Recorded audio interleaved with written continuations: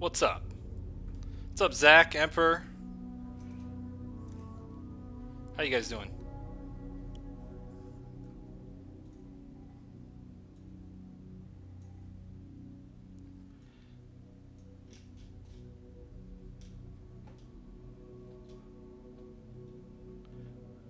It's been a while. It's been a week, or has it been a while since you've been on the stream?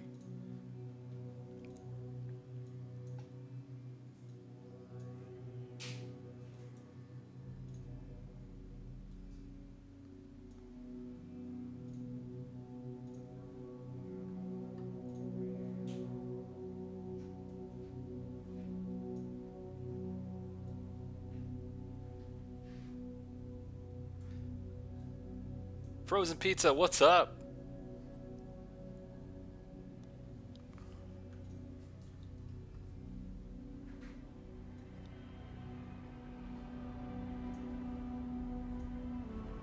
A lot of people doing the art challenge this time? That's awesome. I'll have to take a look. Guys, today's going to be really short. Because I'm working on something I'm excited about, but I need to get it done at a certain time frame, so I've been spending late nights and a lot of my extra time getting this thing done. But I'll share with you guys when it is done. I hope you'll like it. But because of that, I have to keep this one a little bit shorter. Unfortunately, I'm sorry.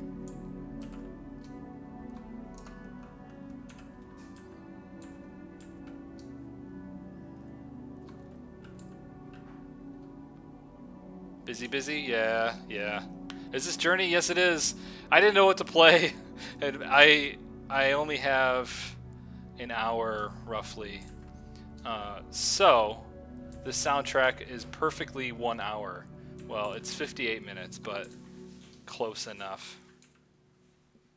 So, I went with it.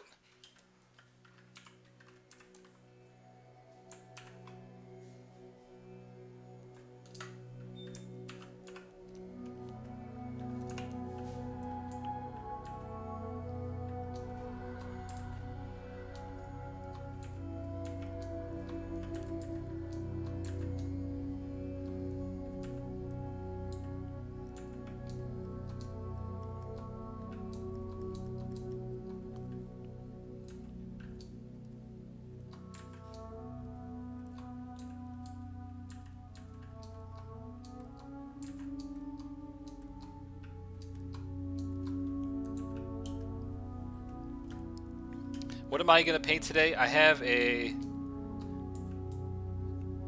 Google Street View of a place in Ecuador.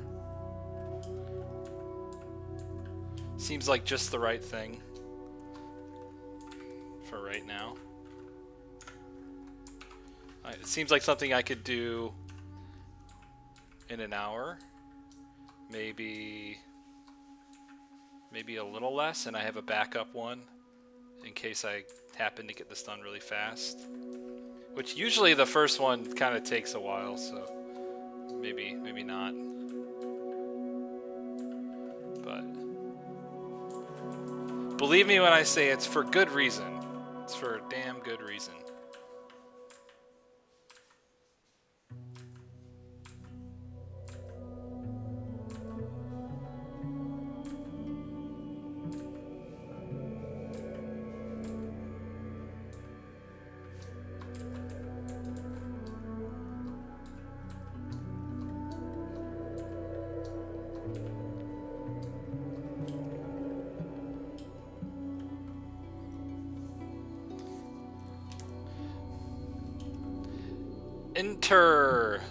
Good night from Barcelona.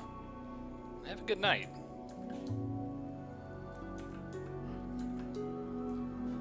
Or you mean good night as in hello?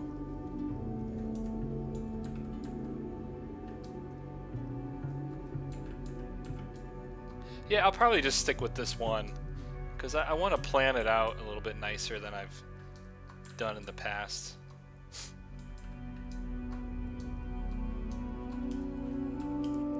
I'm gonna make some changes to it from the reference.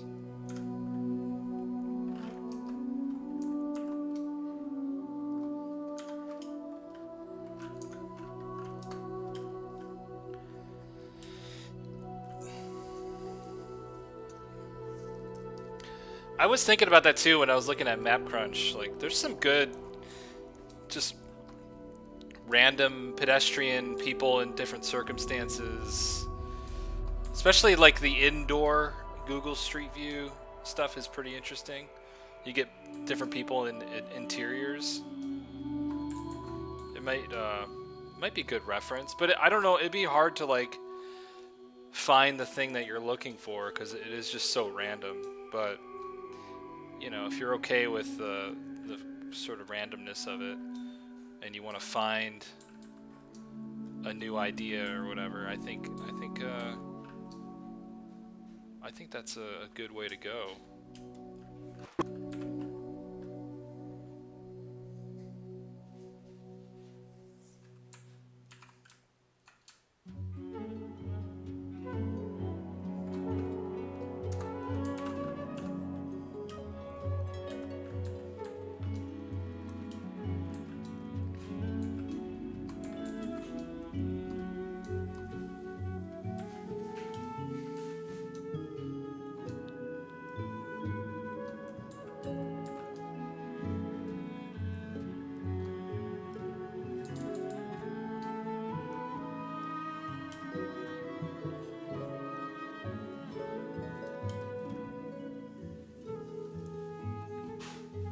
I always draw people out, like outside in public. That's my favorite thing to do when I go outside sketching.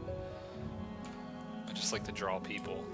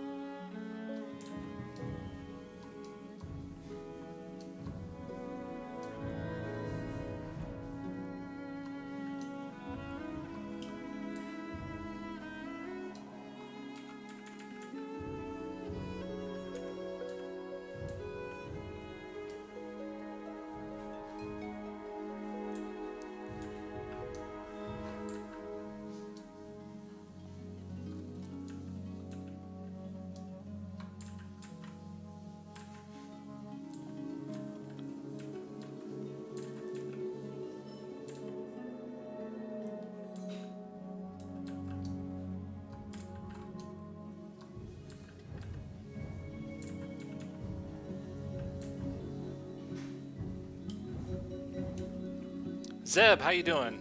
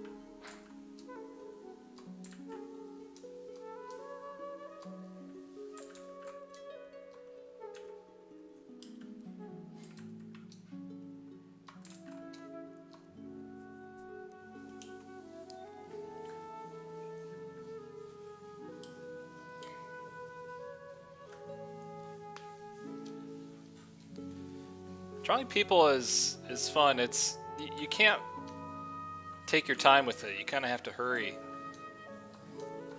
Just get the gesture down really quick. It helps you learn how to draw really fast and efficient.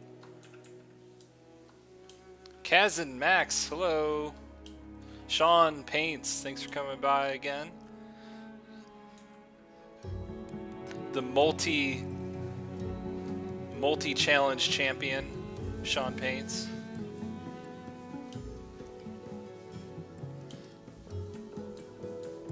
Yeah, a lot of people wear sunglasses and hats.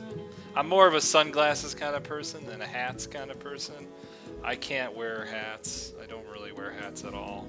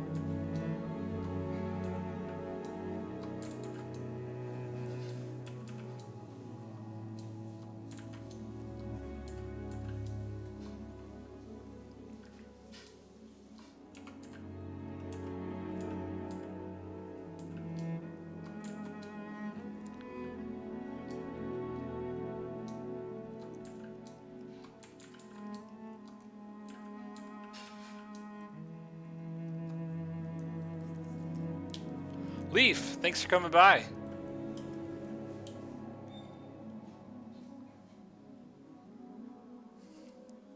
You only won twice. No, twice. That's multi-win. That is more than once. But I like your attitude. Stay humble.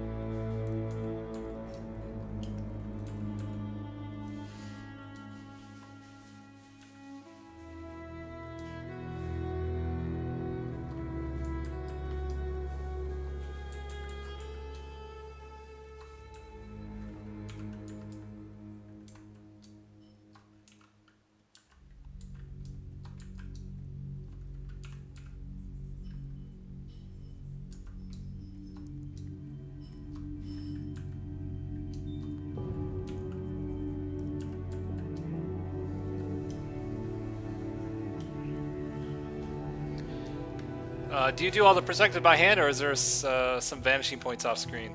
No, I didn't really work out the perspective at all.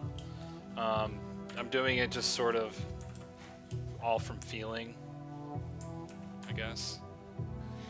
Which I don't recommend doing if you're not too familiar with perspective. I'd say that I'm quite familiar with perspective, so... And plus, I don't want it to be...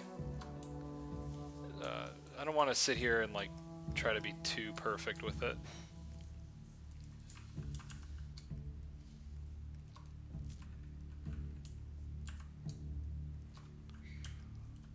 How long have I been painting?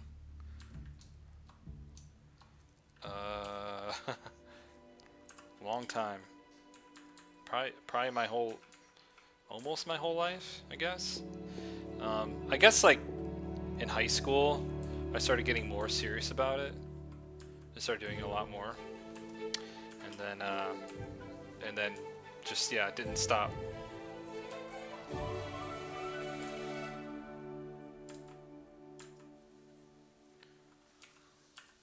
But I've been drawing pretty much before I could even speak.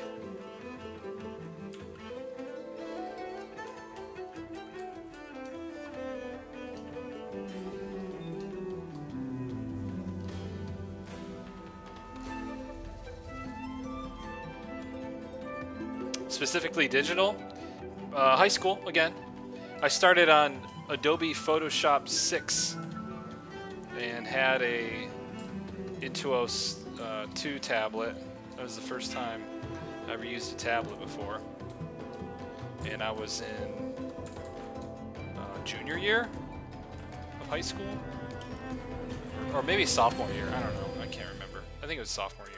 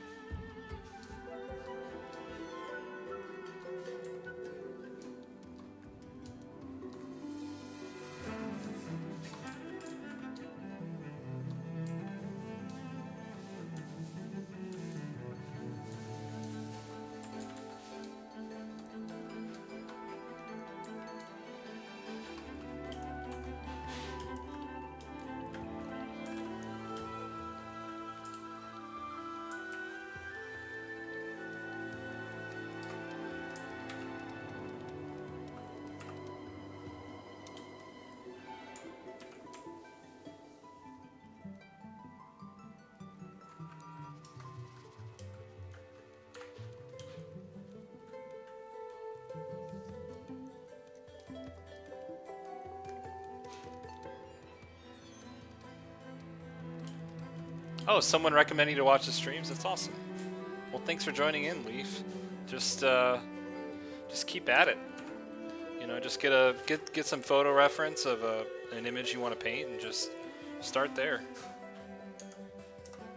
And get feedback from people on the Discord.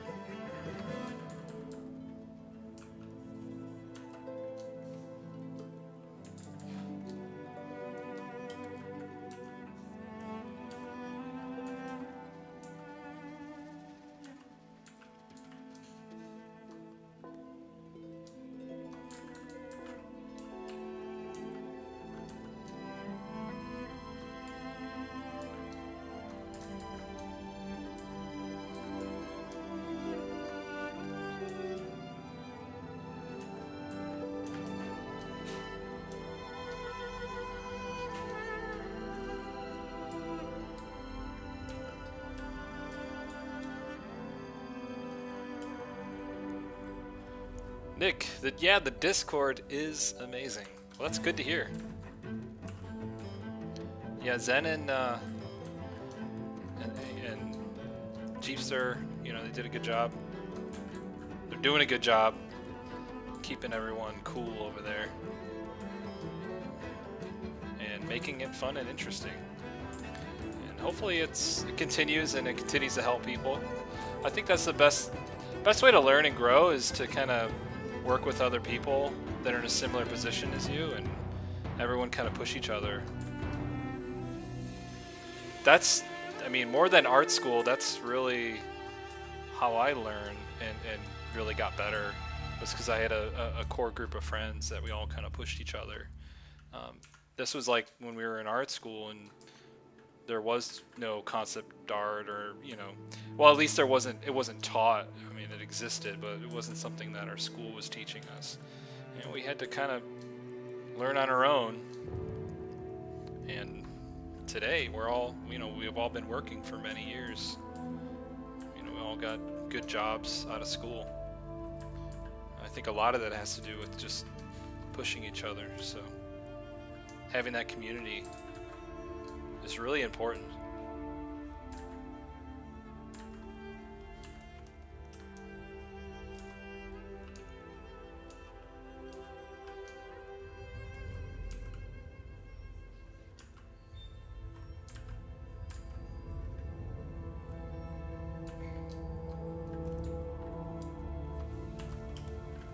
All right, that's enough drawing. That's about all the drawing I do.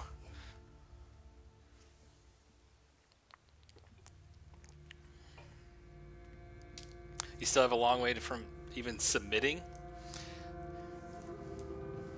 Hey, whenever you're ready.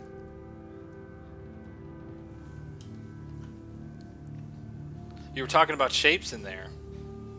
We were wondering what I think about shapes.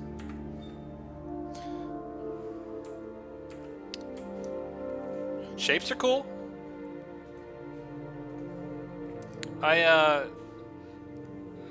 just told my wife a little bit, like, just earlier today. I was like, any images is just shapes in a frame. You know, that's all any image really is. All images are just, you break it down, it's just shapes in a frame.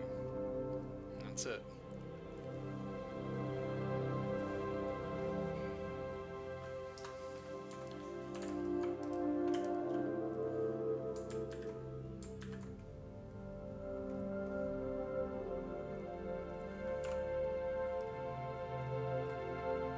Let's get some color.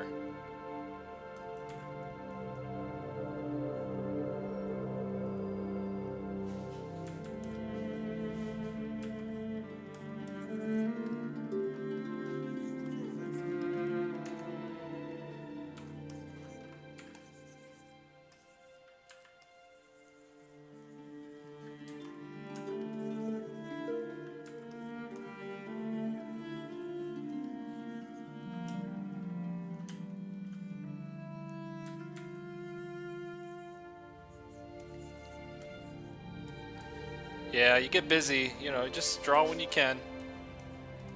You gotta sometimes have to rearrange your schedule just to cut some time out to just to learn. Just doing a quick underpainting.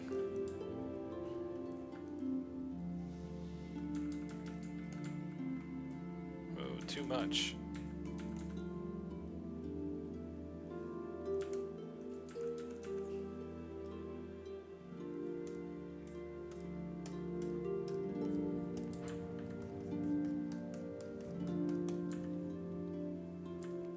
Just working from the sky.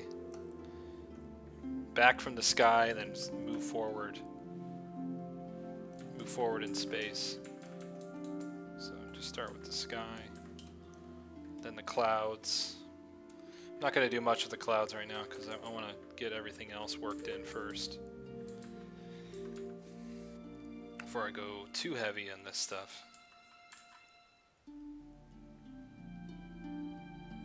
Is this Photoshop? Yeah, yes it is.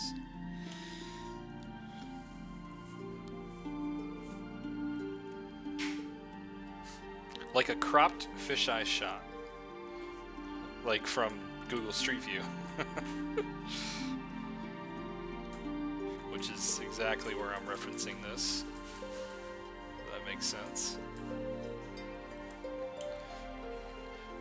Shapes in a Frame, starring Samuel L. Jackson. That would be more like an indie film or something.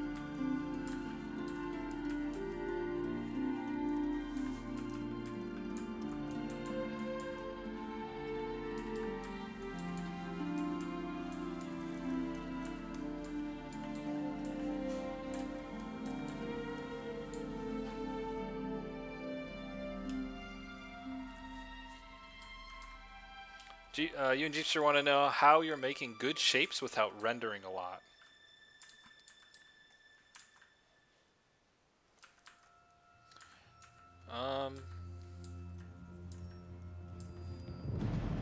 I guess it's just like, that's a more comfortable way for me to draw. Like, I'm not a very line-focused person, but I can create a shape or a silhouette pretty easily. It's easier for me to do that. How? I don't know. I think maybe that's just years of practice and years of working in this way and years of sort of thinking in that way. I think some people might be better with line and figuring things out in line first, and for some things I need to start with line, like if it's a figure or that's posing or something, I need to start with line. But if it's an object in an environment, I'm okay with shape. Plus, like with shape, then I can judge, you know, its relative size, its volume, how it's going to impact the composition when I put it in there. There's a lot of benefits for me in my process to working with shape, and it's the, you know, putting a silhouetted shape down it's the simplest way to sort of block out your idea without going into rendering. So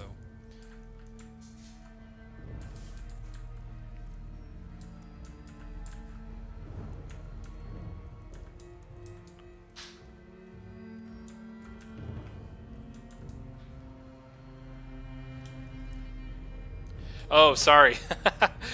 Yep, that's my mechanical keyboard. Clickety clacking. Yeah, a lot of click clacks. I use pretty much all hotkeys. As you probably noticed, I don't have the tools panel anywhere around.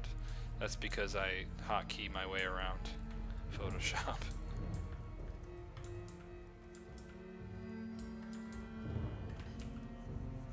So you're probably hearing my mechanical keyboard.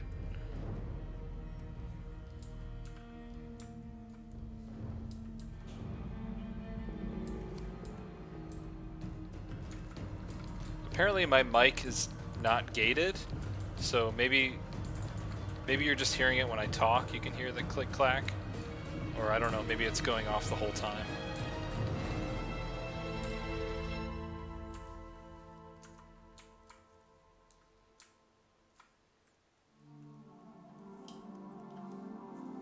How often do I stream? It's at least every Wednesday night at 9 p.m. Pacific time.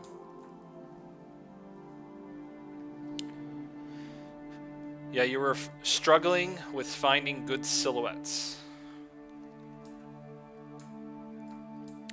Well, that depends on what you're looking for, or what the object is you're trying to silhouette. And with characters, I always used to teach, you know, when you're doing character thumbnails, to just draw them all out in silhouette, because it's much easier than figuring out the anatomy and the forms and all that. In proportion, you know, the easiest way to figure that out is just to draw the character out in black silhouette. Alright, that's probably enough with the clouds.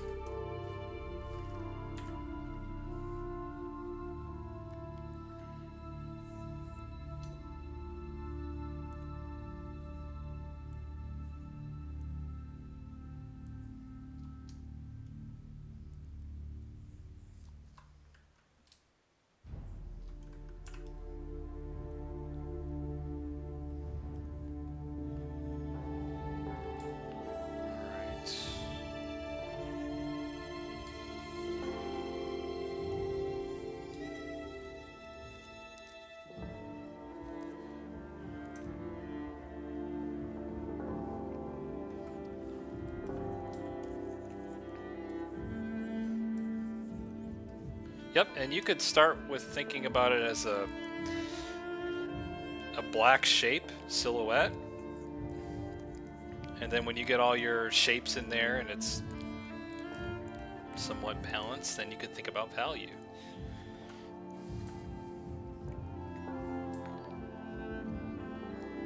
The Bug Catcher, thanks for the follow.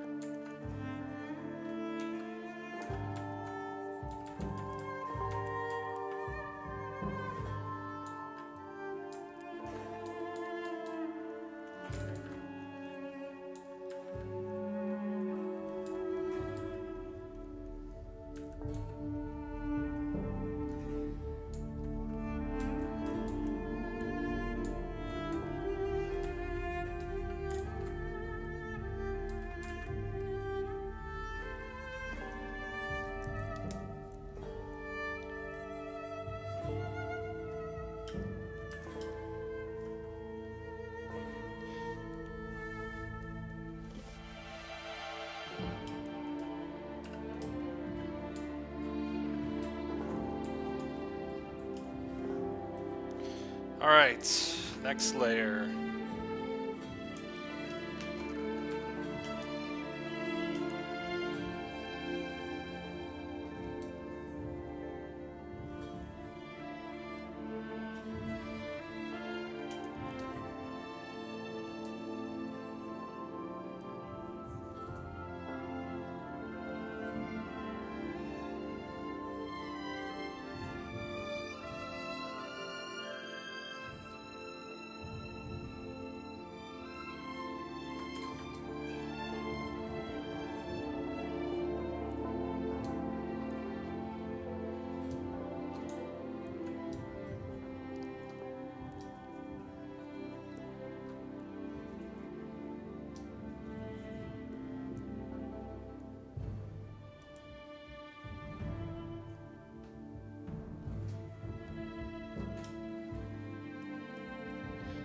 You want a link for the map crunch? Oh yeah, sure. I didn't do that, did I? I'll put it in the chats.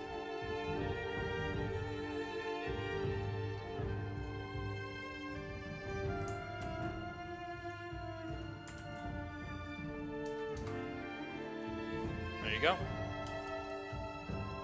So yeah, if you click on that link, you can see what I'm seeing pretty much.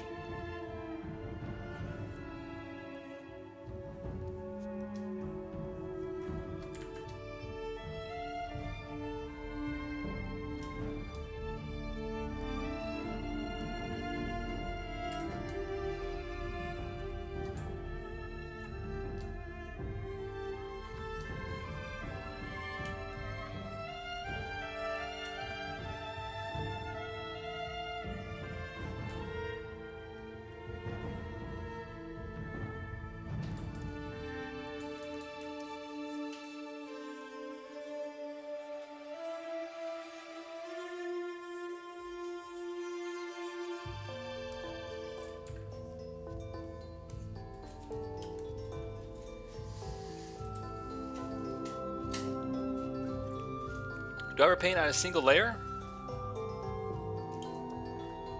You do it because your computer lags after 10?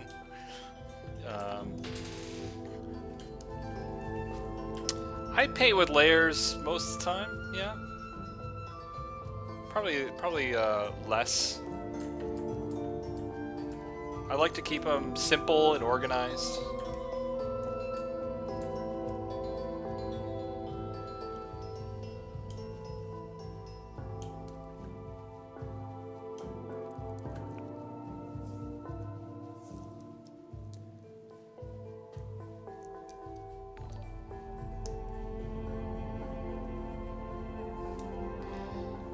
Leaf ID, thanks for the follow.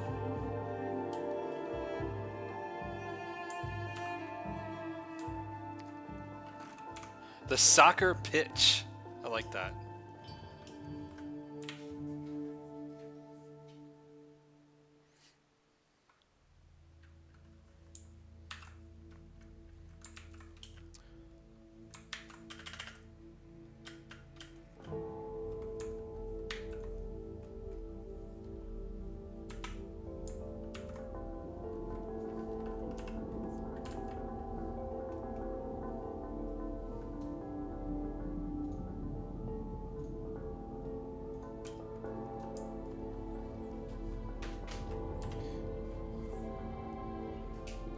Oh, I had a brain fart there for a second. I'm used to, I was at work all day, right? So I have a different set of hotkeys because that's a PC than I do at home because it's a Mac. And sometimes I hit I hit Control instead of Command. It's a whole thing.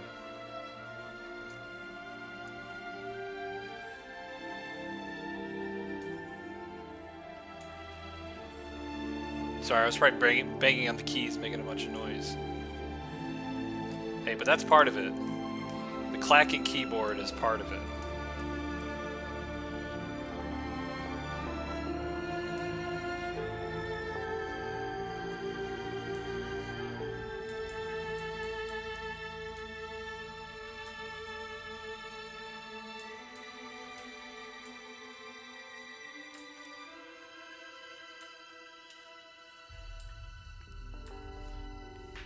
You love those texture brushes? You can have them for free.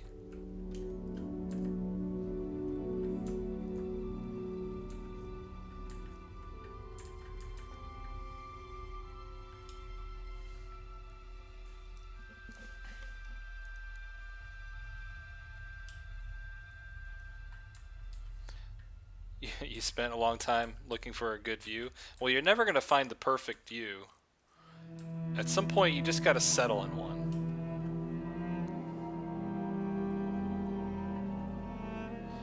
I typically like more urban settings for this type of study, because most of the time, what you'll get is just like a road out in the middle of nowhere. And unless that's what you're looking for, I mean, that's not really what I like as much. So I like this time and many times I turn on in the map crunch settings. You can turn on I think it just says options. You go to options and then turn on like I do urban. I just check urban, so then I always get urban cutscenes.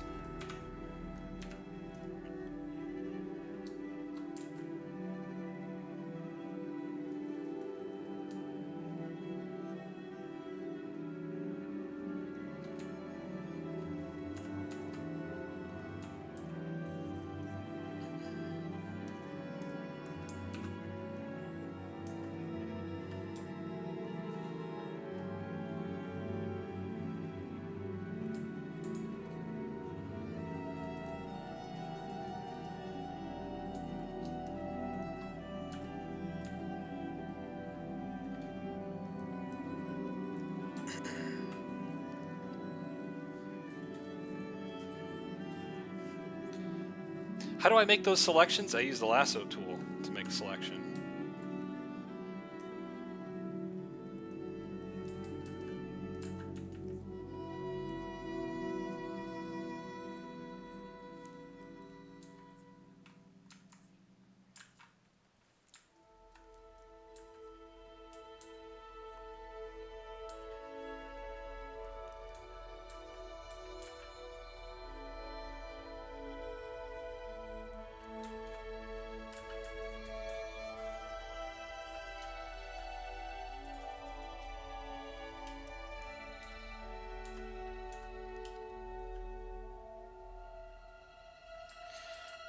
So the bug catcher, if you look, there's a link for Gumroad underneath the video.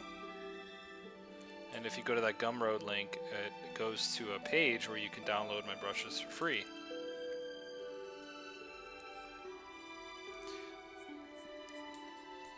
And yeah, just follow that link.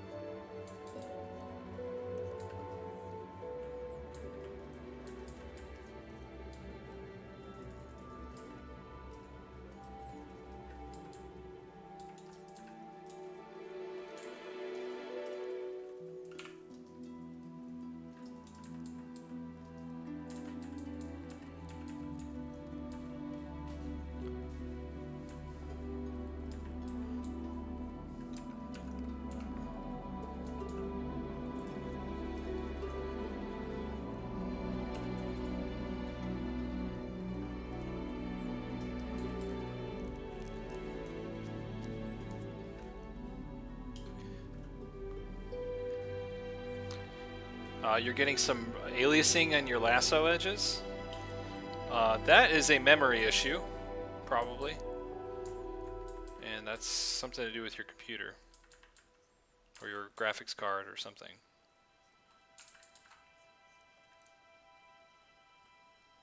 I don't really have a fix for you. Other than, get a new computer.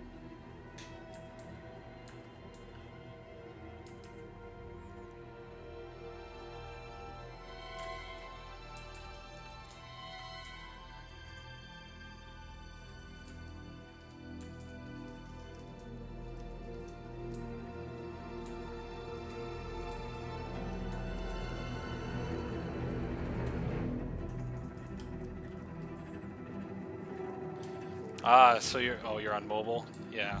Yeah, just when you get home, or if you have a laptop or something. You can download them. The link doesn't go away, it's always there. It's even on YouTube, underneath in the details. There's a link for Gumroad there as well.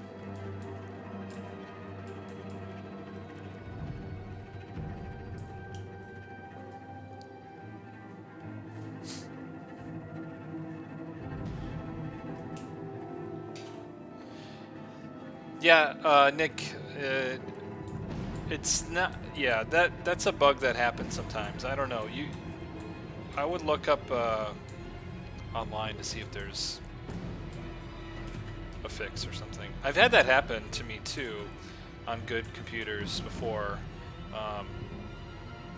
It just like went away. I don't remember. I actually don't remember how I got rid of that issue.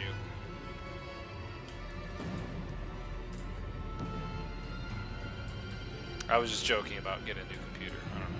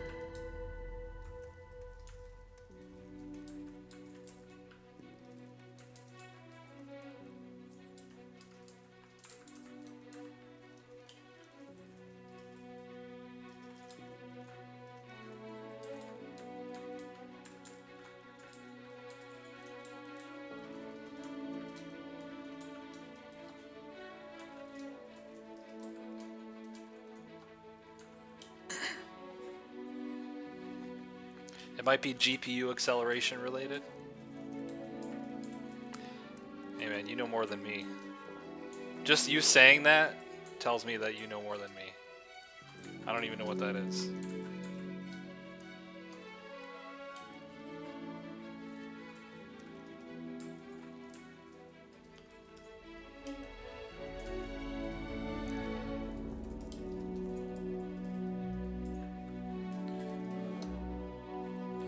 When you're done with the project, you said it will be on ArtStation?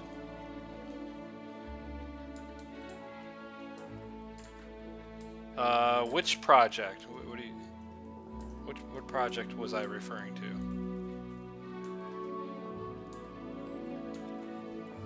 Is it, you mean the reason why I'm leaving early tonight?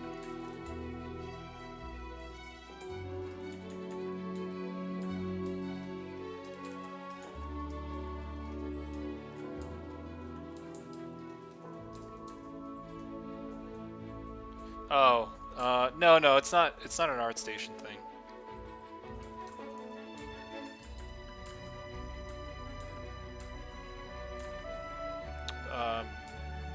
No, it's not like a project on ArtStation.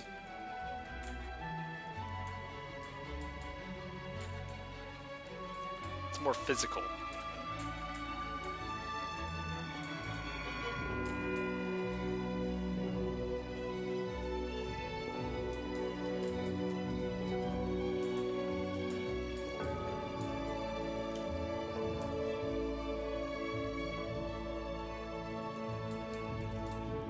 I don't know anything about QBrush.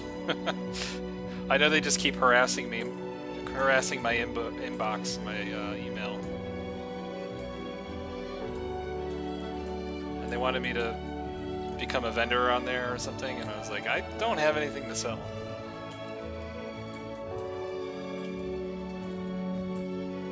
I got nothing. And if I do have something, I have Gumroad.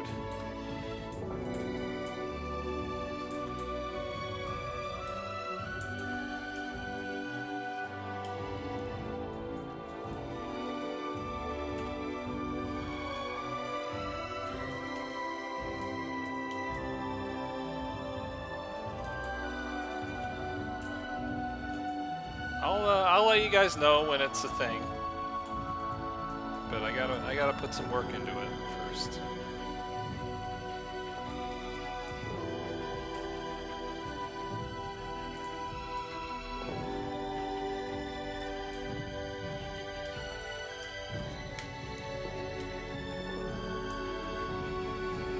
Do people ever pay for the Gumroad brushes? Yeah, they're absolutely free. Nobody has to pay anything. But I was very surprised on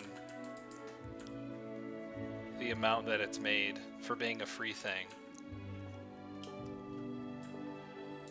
You know, it's kind of the only way to... Right now, it's kind of the only way to contribute or donate. Well, not anymore, actually. I have a thing set up on Twitch for donation, but at least this way you get something immediately.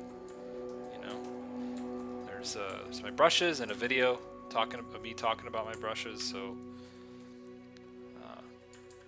I didn't feel good about selling them because half of them are brushes that I took from other sets. They're not even like ones that I made, so I can't sell that. That would be ridiculous. Plus, they're just brush sets. A lot of artists give brush sets away for free. It's not a big deal. But I wanted to give it a little something extra. Something that I wish other artists would do when I download their brushes is I always wanted to know how they use them, how they think about the brush, and what kinds of settings they play with, and where they use particular brushes. That's not something you get when you download an artist brush set. So I wanted to make a video kind of talking about that, to give people a little bit more information if they want. About what I think about them, how I use them, my favorite ones, I guess, how I organize them.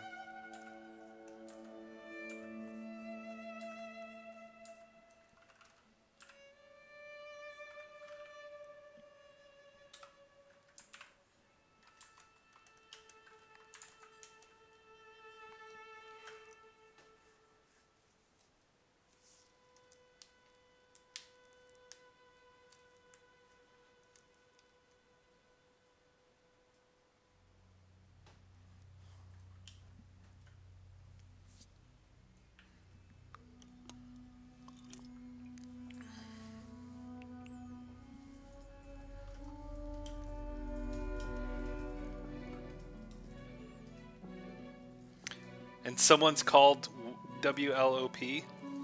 Wallop. That person, he or she, I don't know, is really good. I follow them on the many things, Instagram and Twitter and all that. Kind of anime-ish, but good actually.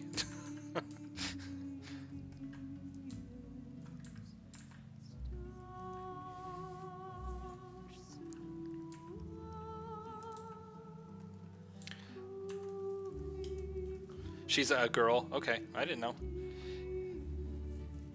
Chinese artist for sure. I definitely knew that, but I didn't know male or female.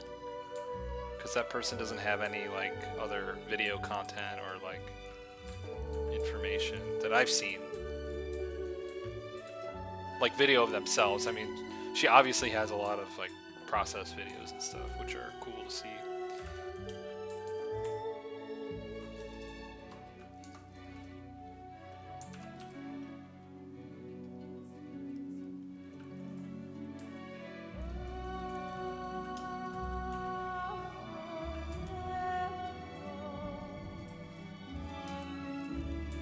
You thought the video was helpful, Jeepster? Great. I'm glad you liked it. Yeah, I didn't know how that was going to go. That's why I was like, it's free. You can't complain with free. You don't have to download the video if you don't want to.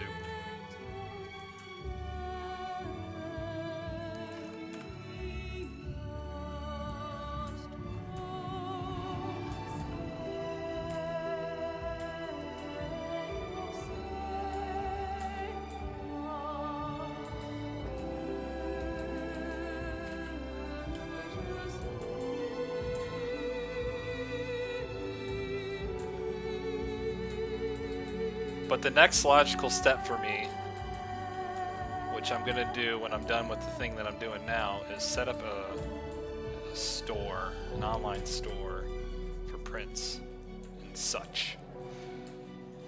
And yeah, have that. I want to have that in like the next month.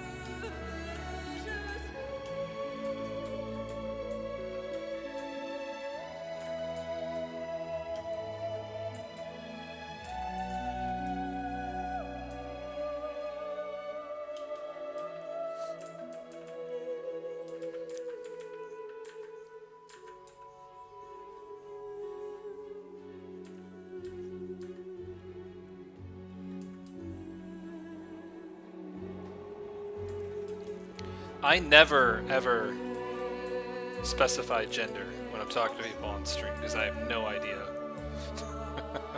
And I don't want to guess and guess wrong.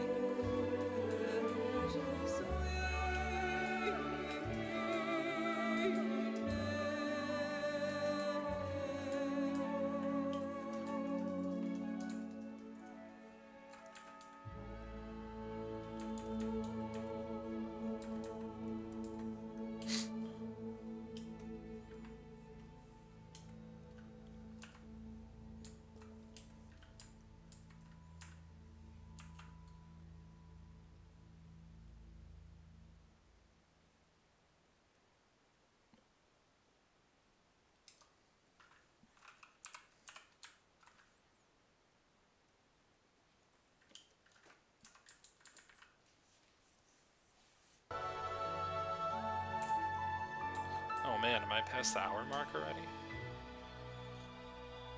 I'm really taking my time with this one.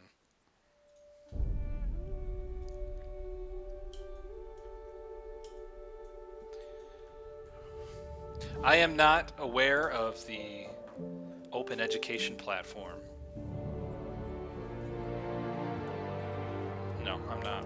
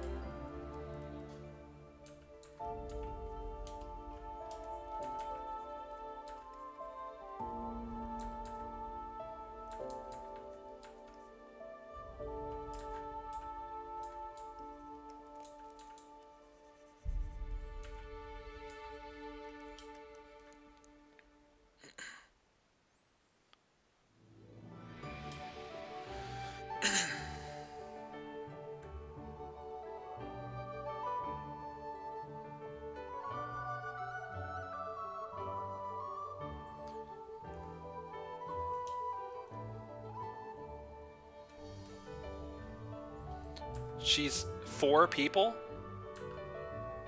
Oh god.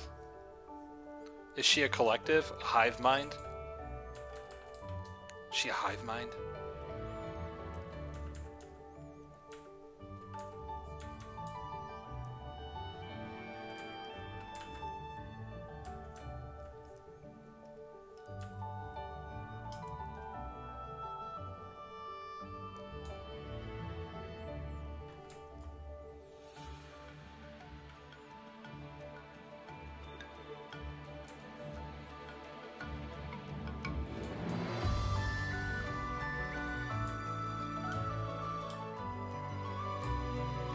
Someone, it took you inside someone's house. I love that. I want to do an interior at some point, whenever I have more time, and I'm not rushing.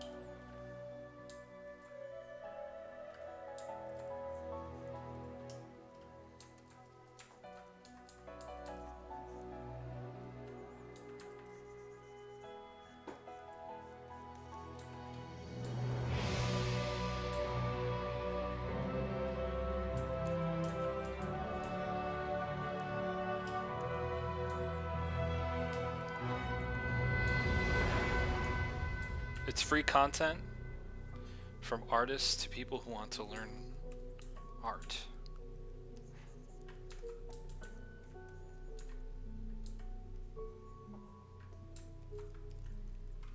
Isn't that what this is right here? I mean, I'm not like teaching a class, but live streams are great because they're free, and then you can ask questions and interact.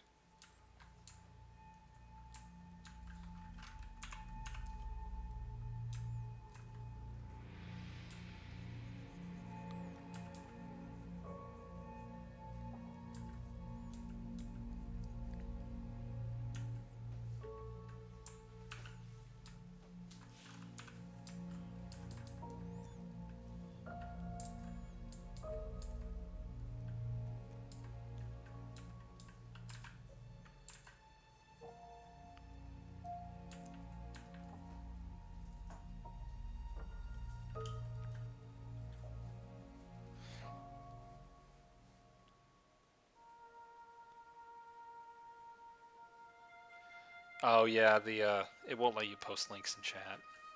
I don't know how to change that, but I also don't want it like random people coming in here posting random links.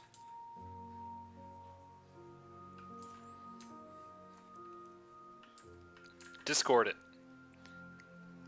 Go into Discord and post it.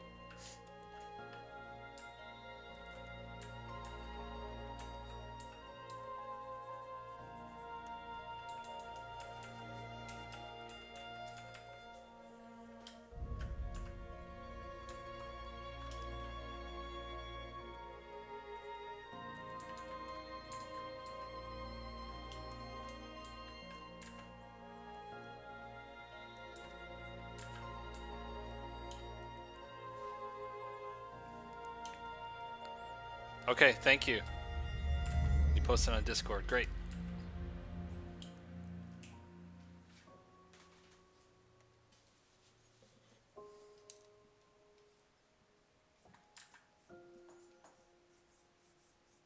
Yeah, there's so many more like actual ways to learn than when I was first starting out and trying to learn on my own. I mean, there were definitely resources, but it was like going on the forums and getting feedback and that kind of thing, like, and Gumroad videos, and that was pretty much it. Not Gumroad, sorry, Gnomon videos. Gumroad wasn't a thing then. Gnomon was literally the only place, and you'd have to like order a DVD and they'd mail it to you. You know, and you have to play an actual DVD. Yeah, Gnomon was the very first that I was aware of, at least. There may have been other things, but you know, I learned a lot from watching those very early on.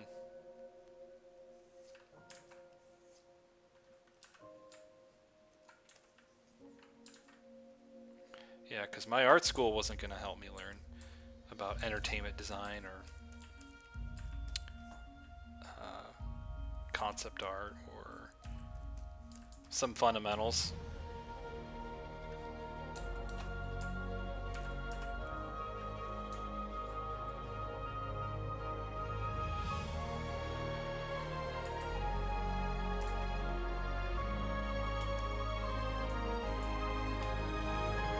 Don't forget Adam, Stickman.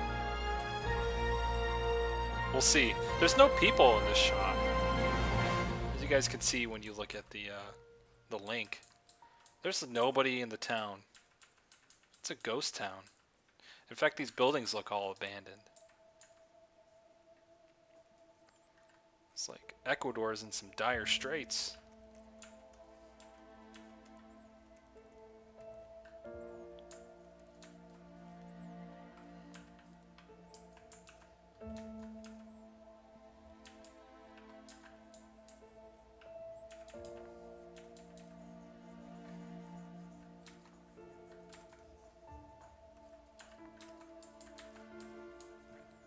It's like the Cleveland of Ecuador.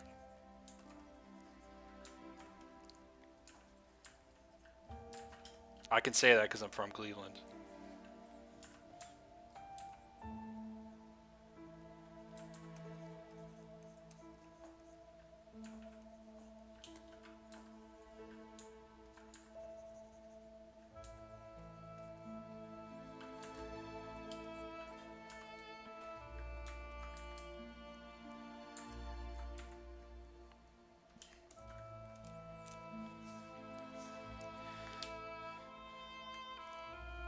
So wondering if you can keep giving feedback for the art challenge stuff, because I noticed since last time there wasn't more people doing it.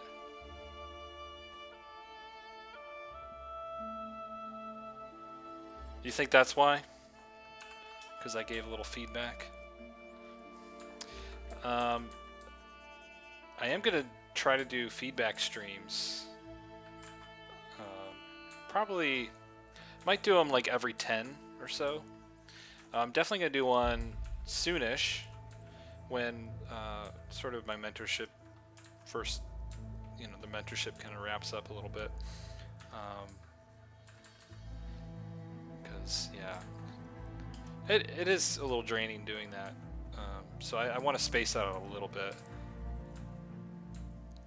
But I think the next one I'll do is going to be very soon. Within the next few, 3 or 4 streams.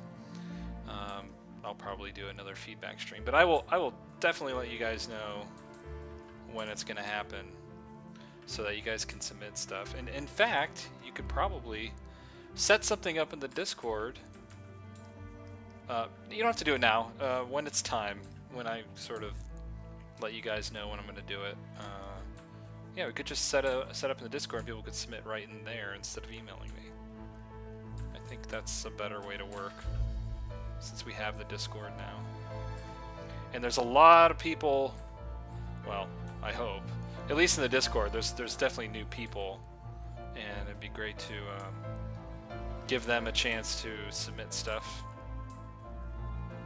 and be a part of the feedback stream. I do want to do it though soon.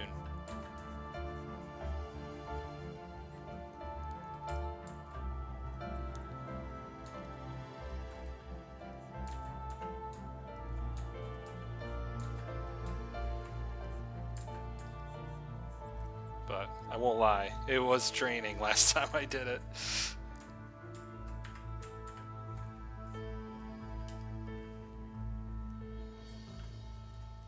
You might be on vacation.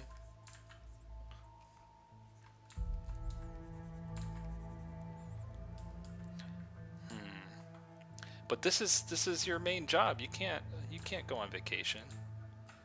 You gotta be in there being a mod. That's your thing. It's your full-time job here. If you're not here, this whole thing will just crash.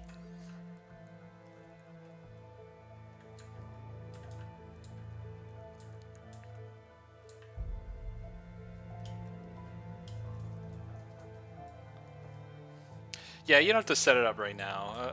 It'll be a few weeks. Maybe 2 or 3 from now. Or 4, I don't know.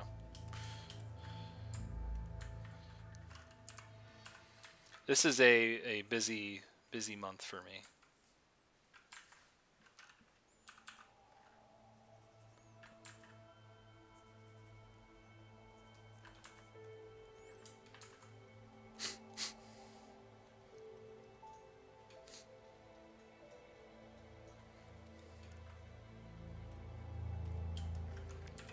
Busy month for me.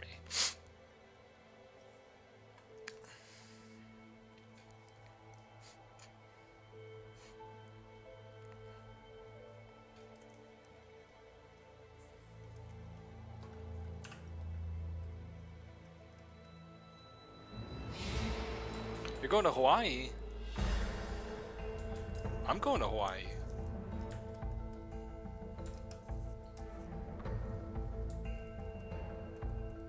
I'm going to Hawaii not long from now.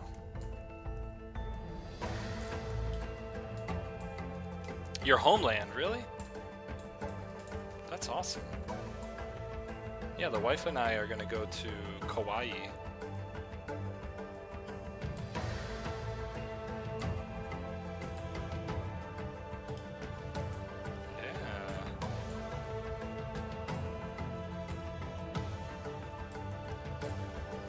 Hawaii for like 7 or 8 days. Where are you from in Hawaii originally?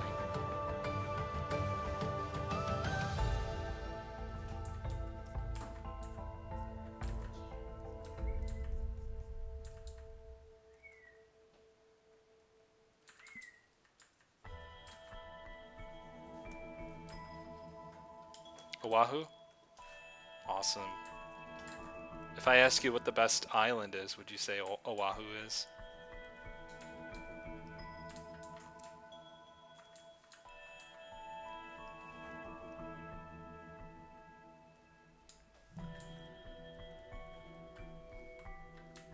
Dad was a nuclear sub-engineer? That's awesome.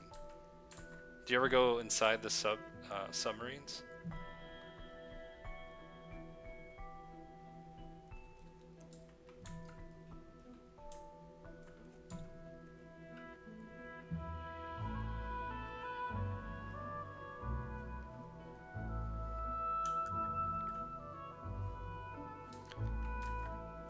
Okay, so break it down. Culture, history, nature.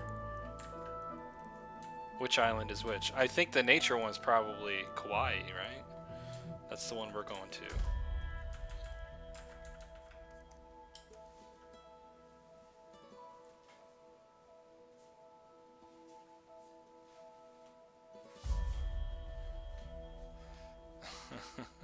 You're going to a place where it'll always be winter and never be Christmas.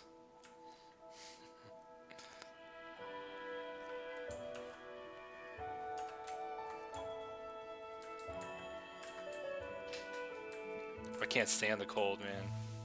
I'm glad I moved away from a colder climate. Oof. Can't do it.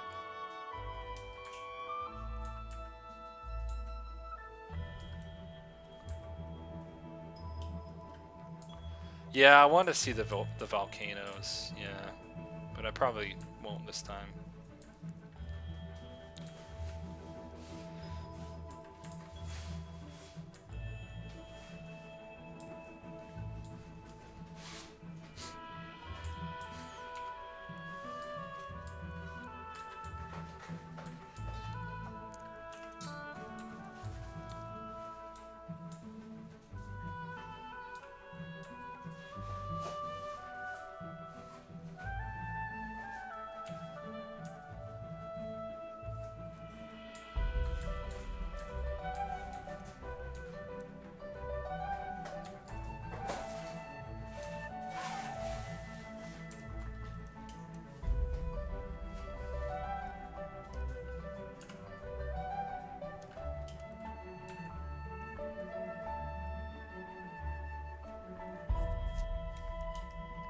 Volcanoes are cool, that's right. Bring the art supplies to Hawaii? Hell yeah, I'm gonna bring the gouache and the watercolors to Hawaii.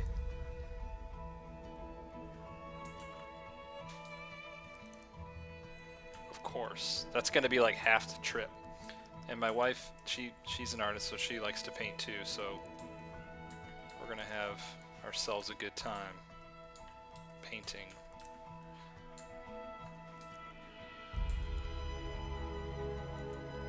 Yeah, I've been wanting to take I mean, this won't be that. Like, I wanted to take a trip where painting is, like, the main thing. Like a painting trip, so to speak. I would like to do that.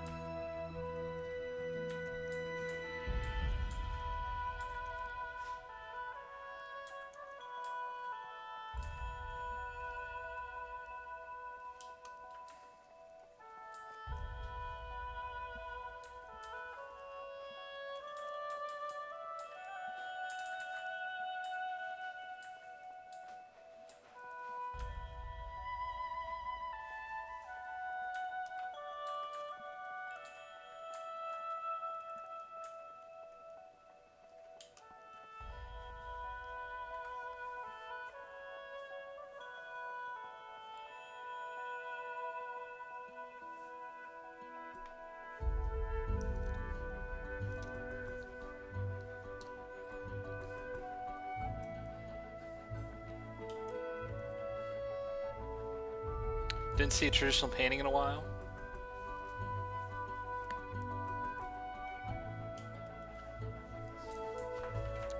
I haven't really been going out a whole lot to paint. I know, it's sad.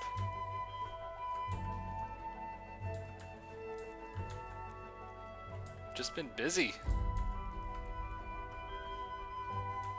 Keeping myself occupied, and then, like, when I have a little bit of time, I'm like, oh man, I want to relax.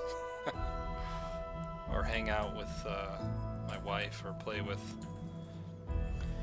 the dog, or go outside and do outside things.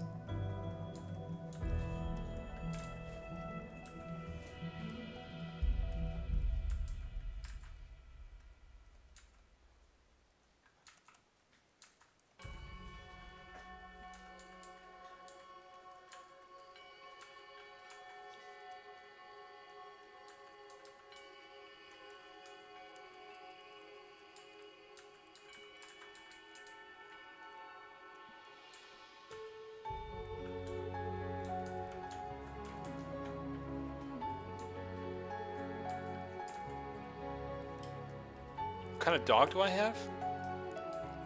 I have a Corgi, Pembroke Welsh Corgi.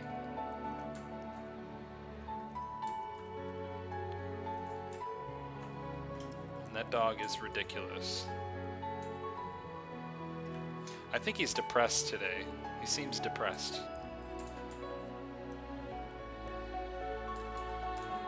How do you know if your dog's depressed?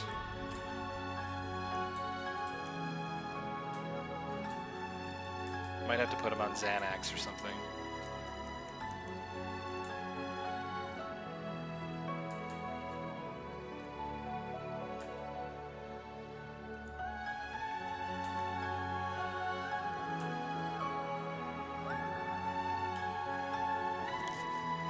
I don't know. He was playing today with some dogs, and he got hit by a ball, and then he just stopped playing, and then got all like moody, and then stayed inside at home and just like lay down in a dark place.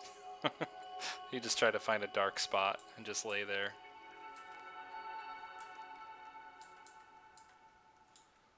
I think he was embarrassed, and all his doggy friends laughed at him. That's probably what happened.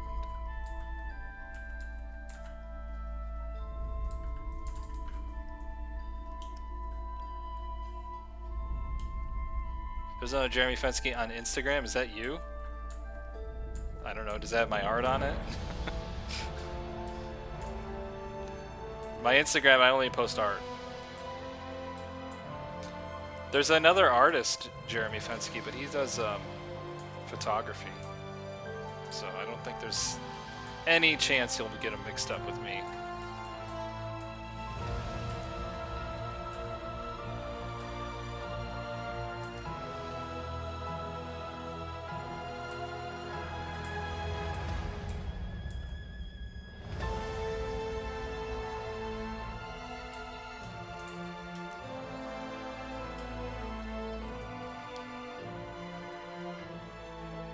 Apparently in Welsh folklore, the fairies ride corgis? Really? Oh, you're giving me ideas.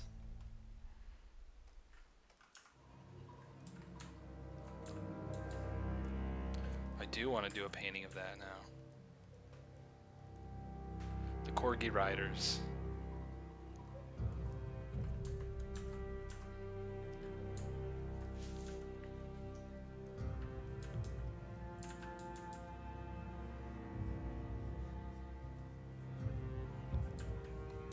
He's a weird dog. He's not like a real dog that fetches or swims. He's like an old man, and he's only a year and a half. He just acts like an old man.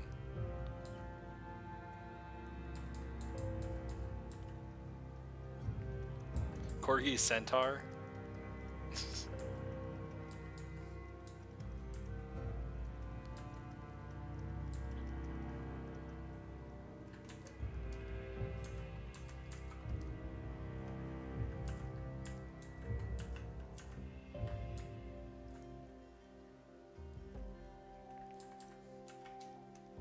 This one's taking a lot longer than I thought.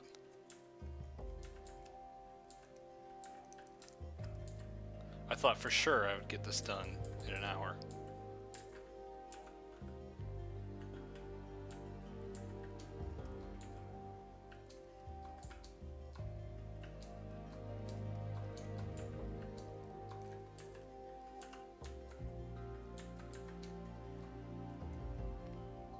But isn't that always the case?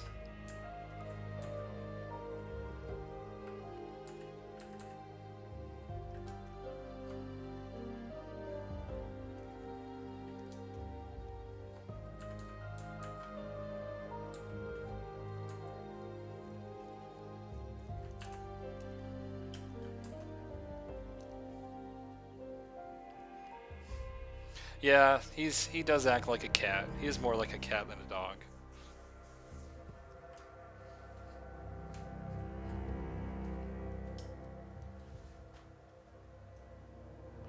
Oh, you're gonna be a vet. That's awesome.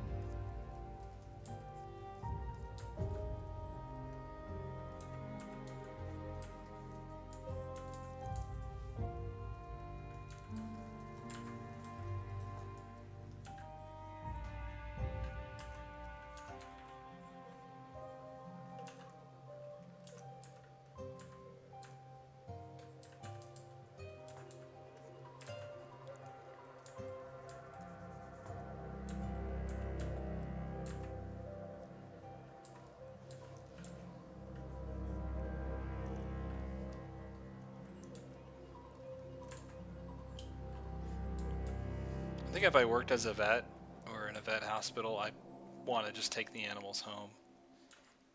Or it'd be like really sad if one dies.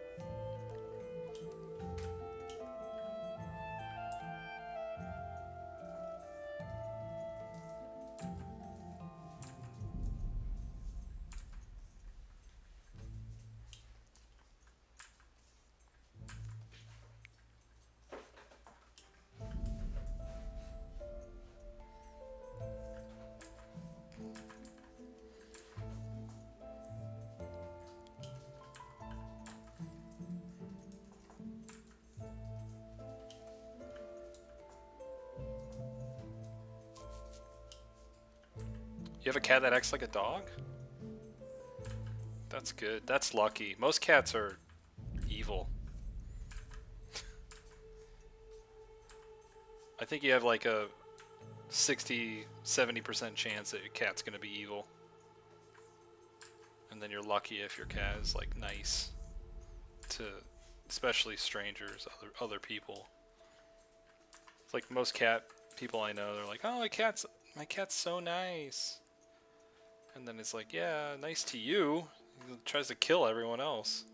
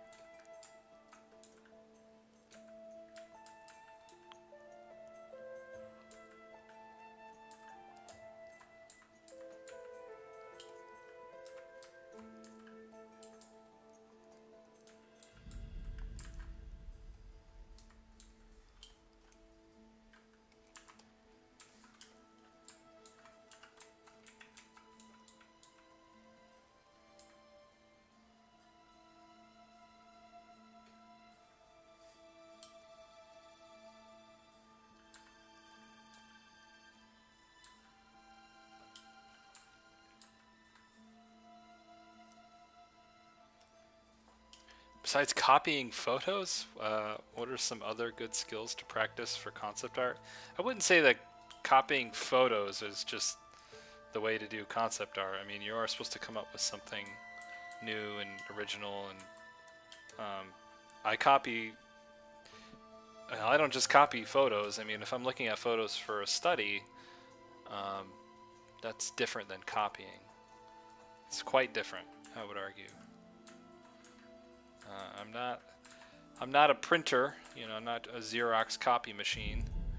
I'm trying to, you know, learn something, or I'm trying a new technique, or trying different brushes, or understand how lighting works. And, you know, there's a set of shapes that I find interesting, you know, or it's master study and try to, you know, understand something about,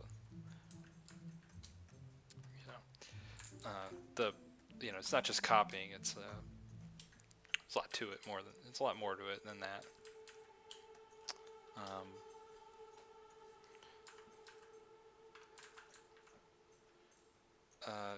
Good skills. I think being a good painter, and even more importantly, good at drawing.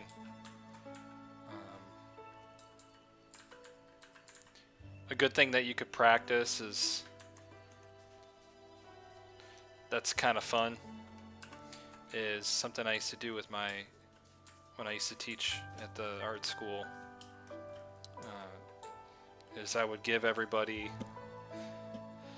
a sheet of paper that was like different images on it, like a printout. And on the printout it would have like a picture of a dog, just one single picture of a dog. And then on the other half it would be multiple pictures of, I don't know, like a motorcycle or something. I don't even remember the example.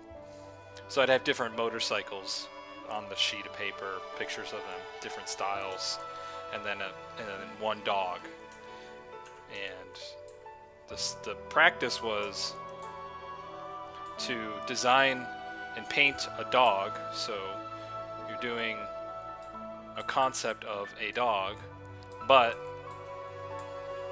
building that dog, creating that dog out of the shapes that you see in the motorcycle references. So you're building like a dog out of motorcycle parts, basically. And there would be, you know, I'd give them like 5 or 10 minutes on that sheet of paper. You know, they try to come up with as many silhouette ideas or just sketches based on that. And then you move on. And then there was other ones like, I don't know, like a turkey and a dragon, or a toilet and a tank or something. I don't know, they were just like random, silly images that were funny together, and then you had to kind of invent something new out of the two. One was like children and orchid flowers.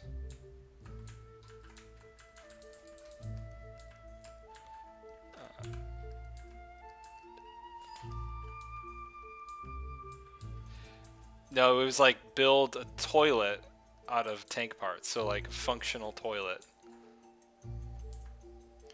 So that's learning function over design. So the function is like the dog or the toilet, and the design and shape language is coming from the other alternative reference. So it's like you're taking two things and creating something new out of it.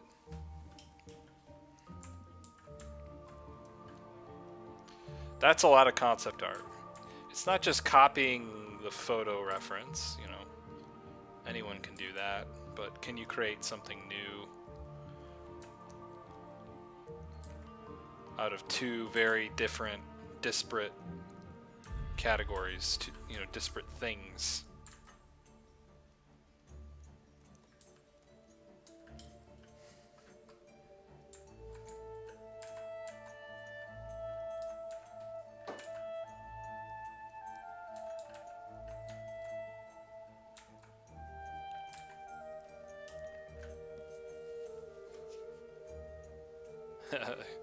A MacGyver explosive toilet.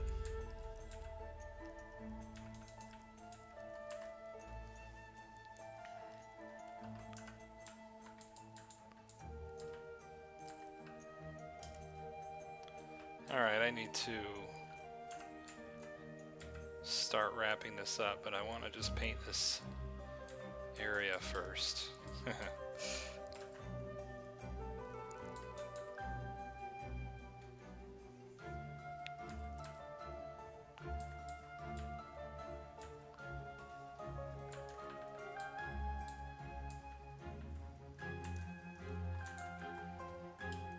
It's a very bright scene.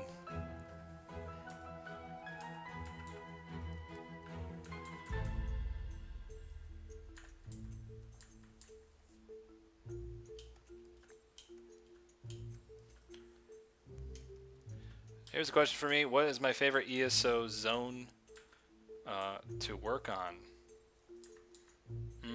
I think my favorite one that I worked on, I don't know if I can even talk about, because I worked on it for about 6 months, and what ended up happening is even after I left, they cut it. I mean, they didn't cut it because I left. They probably cut it for other reasons, but I worked on it for a long time and designed the whole set. And they cut it! Well, who knows? Maybe they could still come out with it in some expansion, but other than that, I would probably say Merkmeyer, which is the Argonian lands, the Black Marsh, all that stuff. It's probably my favorite, just because the Argonian homelands were an area that had never been seen before, or really written about, so it was kind of fresh territory to try something new. And it wasn't in Morrowind or any of the other games, so that one was pretty good. I didn't do everything in it, but I did some of the early, you know, a lot of the early development. The actual architecture pieces were designed by somebody else, like the houses and stuff. I was mainly focused on like the biome, so that one was fun, I think. And I did a lot on the Bosmer Grotwood. I guess that was pretty cool too. I did a lot more in that.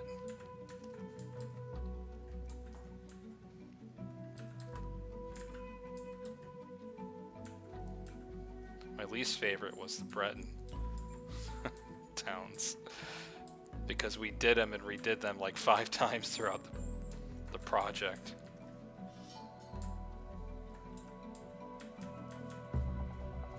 We had to keep redesigning them.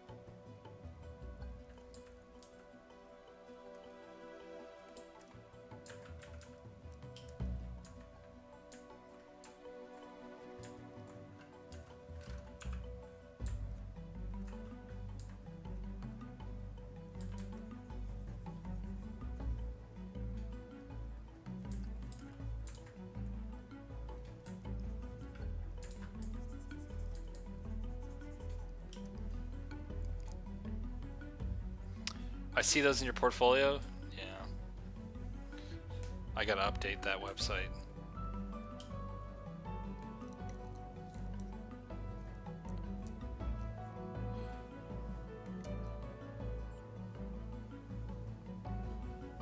Do you use some kind of version control at studios?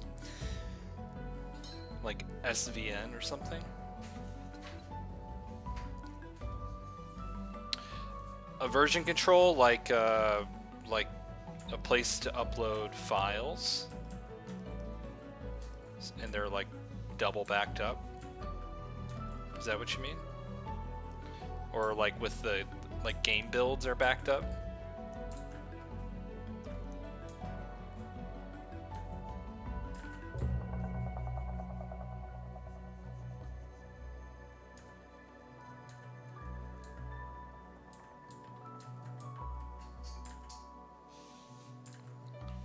We have a, well, for files, being that I'm mainly using Photoshop and it's just, you know, they're PSDs, I save them locally, and then I have a network. Basically a network that we share files.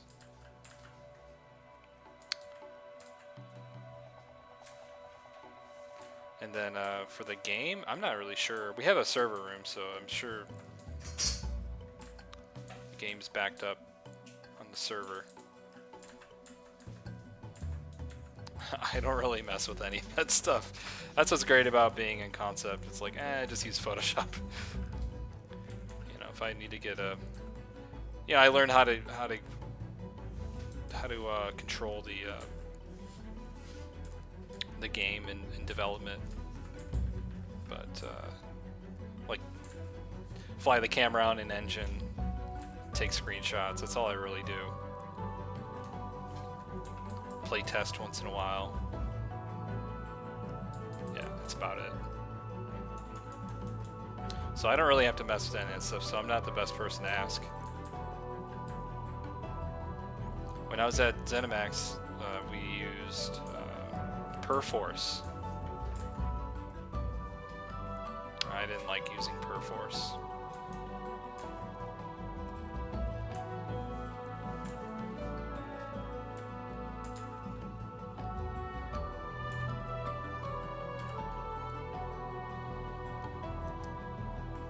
Yeah, they wanted every concept to be on Perforce. And I would just like forget to do it for weeks. For weeks, and then like one Friday I'll just be like, oh, I should probably do this. I've got like 2 weeks worth of images and PSDs that I never backed up. I was really bad at remembering.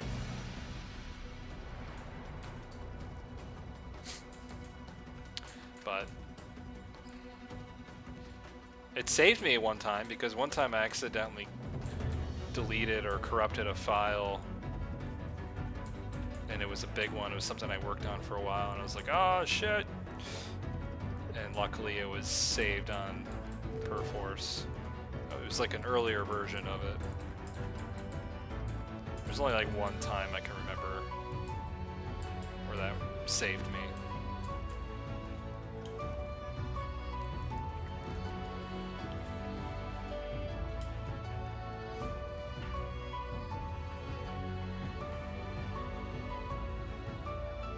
Yeah, if basically if the game, somebody changes something and it just everything goes to shit, you still have the build from, you know, a couple days ago for the game, and it's, you could always go back to that.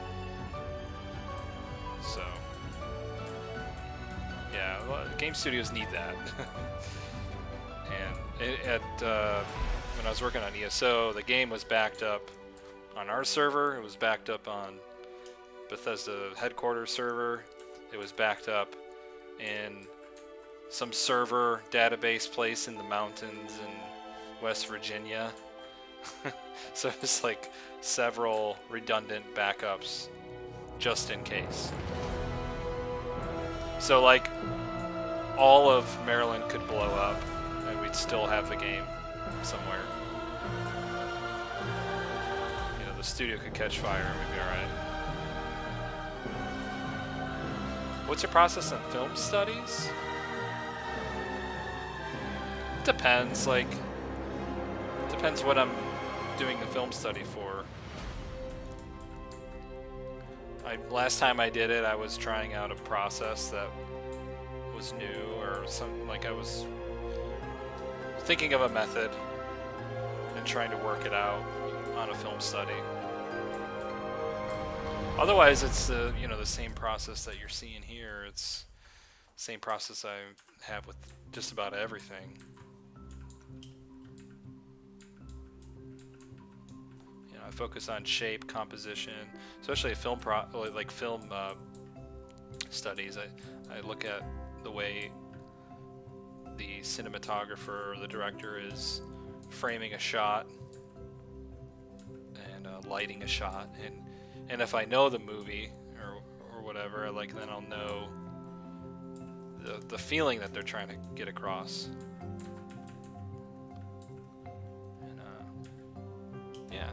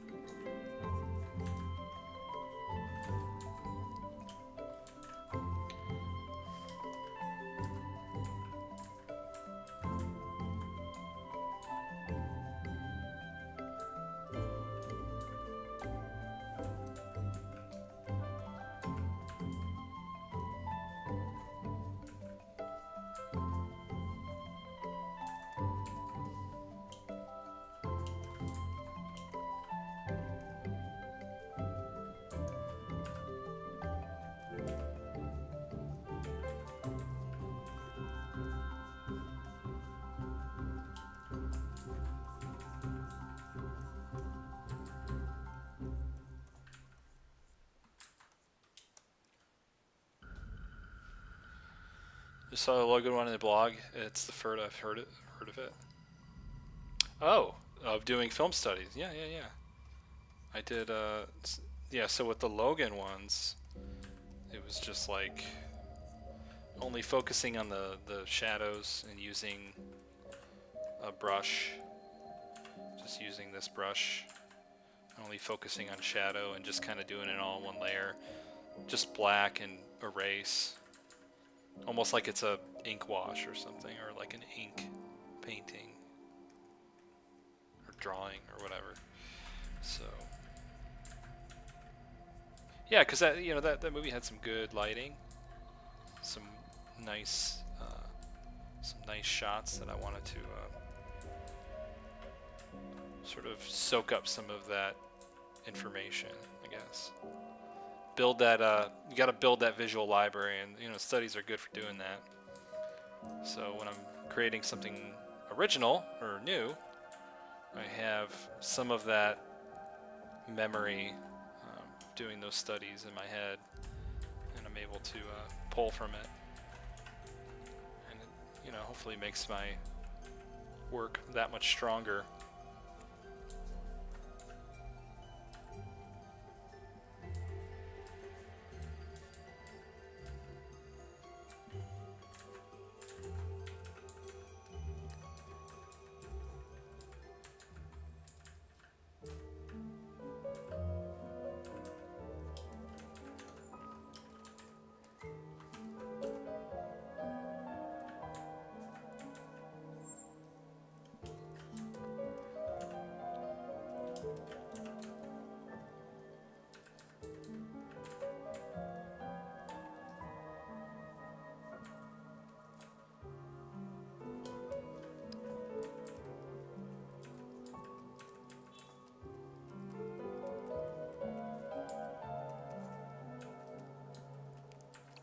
Alright, I'm probably going to have to wrap it up here, but let me first look over at the Discord.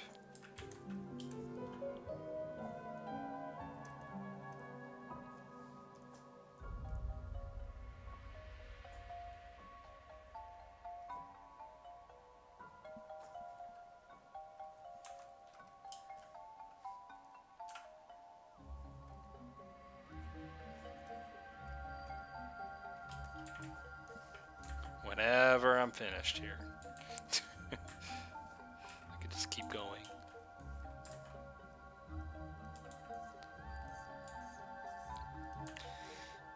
Otherwise I'm going to have to stay up pretty late.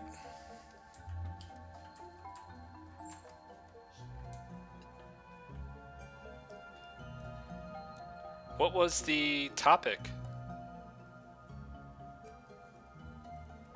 for this week? You tried to simplify this time? Good. I look forward to seeing it.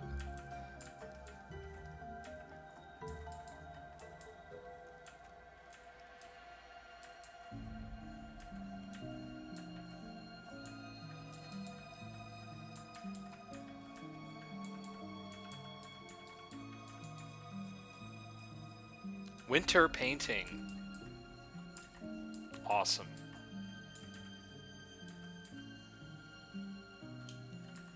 Just doing my favorite part, which is adding a bit of color dodge here and there, and multiply.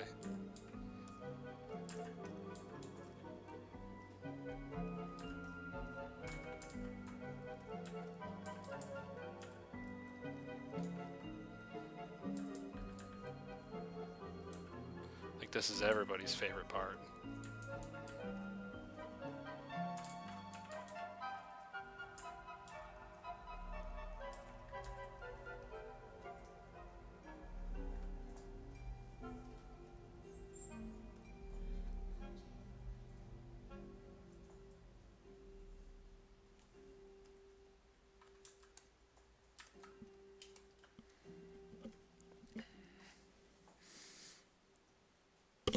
All right.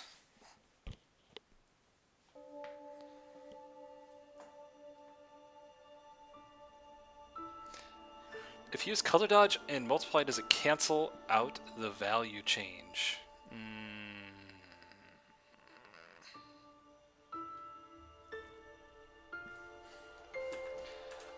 It just intensifies lighting effects. I don't know if it cancels out. Just don't use it too much. See, my application of it is pretty subtle. This is like levels, multiply, and color dodge. Just makes it pop a little bit nicer. Instagramifies it.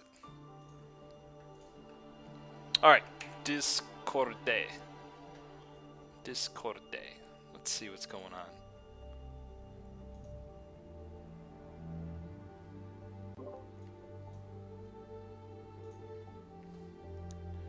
Alrighty. Wow, there's so many categories now. Art challenge. Alright. Cool. Let's see what we got here.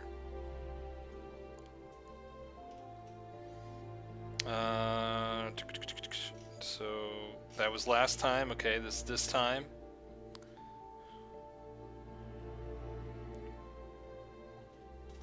Very cool. Looks good already. I'm gonna look at each of them. Just want to give them their own tab. Wow, there is a bunch. Zen. There you go. Good work.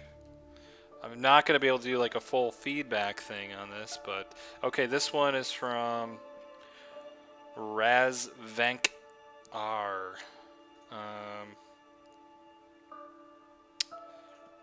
From the thumbnail, it looks really good. Yeah, from a distance, like everything feels quite right. Like the nice warped fisheye lens. I think if you're gonna do like the fisheye lens thing, just remember that like all of these vertical trees are gonna have to rotate and become distorted, you know, in the same way that the ground is.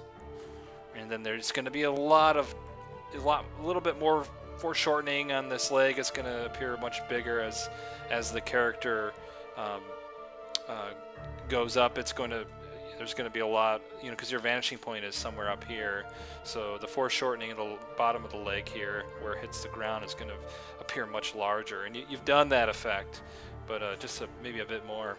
The trees back here could probably be lightened up a bit, though, because right now they're almost a similar value as the character, so it kind of flattens out. So pushing these trees back, like you kind of have the ones that are a little bit farther away, and then maybe add some light or something on the stake so you can see it, because it's getting lost. It's getting a bit lost next to the tree. Alright. This one's cool. It's very moody. I like the warm. You got all the overall cool image with that nice hit of warm. These trees could be simplified down quite a bit. There's a lot of noise in the trees. And let's keep the noise and a lot of that detail on the focal point and on the character and the things that matter. But otherwise, really nice. Very cool. Oh wait, I didn't say who that's from. This is from Petro Storm. And then the next one is Rain. Very cool. Ice. Frowny face. Neat. I'm wondering what the story is here. What's going on? Again, we could probably simplify these trees down a little bit. Not worry about painting each individual, you know, little bit of snow on it. You don't have to paint each individual branch like that. You know, you could even bring it down to a simple shape like you painted the house. And these foreground trees should be maybe a bit darker because they're closer to us. And the fact that these pine cones, or not pine cones, but these pine trees are darker, they're popping forward. So if those were pushed back a little bit lighter, kind of cooler and lighter, and these foreground trees were a little bit darker, they would really bring them forward. Very cool. Awesome, awesome. There's no sidewalks or anything in this town. This one is from Anthony. No snow in the winter, just green leaves.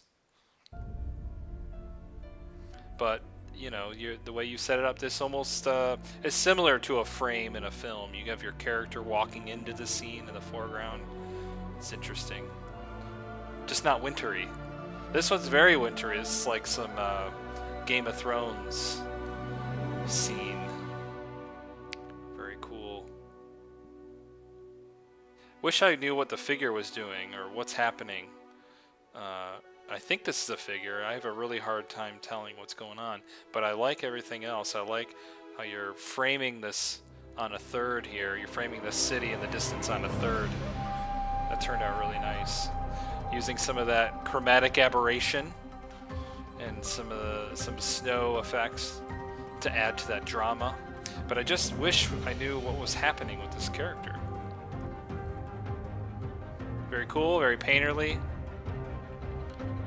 And that's cool, like this amount of messy painterliness is really good. I think it just needs to be complemented with some simplified, organized, like foreground and middle ground, background. I think with some painterly, messy edges, it's fine, but it needs to be balanced with some more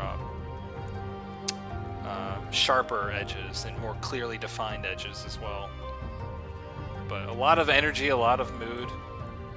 Very cool. And this must be Zen's painting. Oh, I keep forgetting to...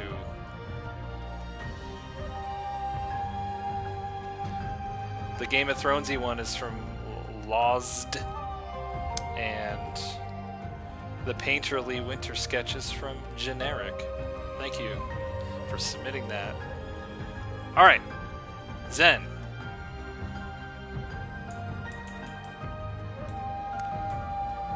I like that you're using bigger brushes now. This background does still feel a little incomplete. I'm not sure what's happening back here. Is that supposed to be sky? Is that more tree in the foreground? It's hard to tell. Next thing I want you to do, though, is try to pick one simple value and stick with it, like this archway right here. Like pick this mid-gray and have that be the color for the entire archway. And then only a little bit, add a little bit of detail in terms of texture brushes to paint in the snow. Don't overdo it. I think your values are just a little all over the place and maybe could be organized and much simpler.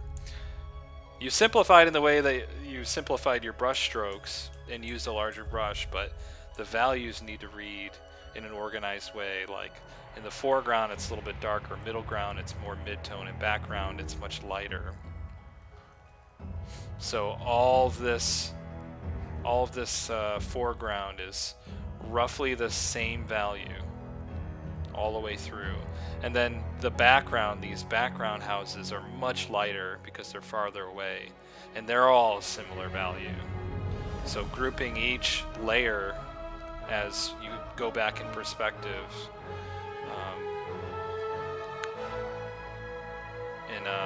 yeah, grouping each layer by value. So starting with, if it's an outdoor setting, the foreground is darker, middle ground is mid-tone, and then, you know, the background is a lighter mid-tone, you know, as you go back. So, but we're getting there. We're getting there. And I think the next thing is, you must declare a winner.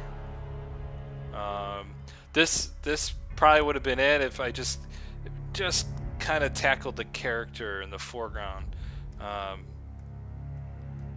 This is very close to. It's a nice story. It's really impactful. It's got a lot of energy in it.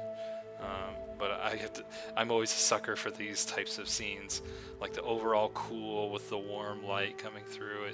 It feels like winter to me. So that's it better not be Sean Paints. Petro Storm. Cool. Thank you guys. Good stuff this time.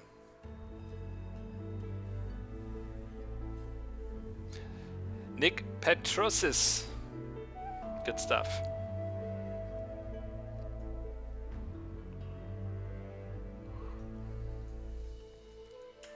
I can't promise that I'll be able to, you know, go through each image and talk a bunch about it.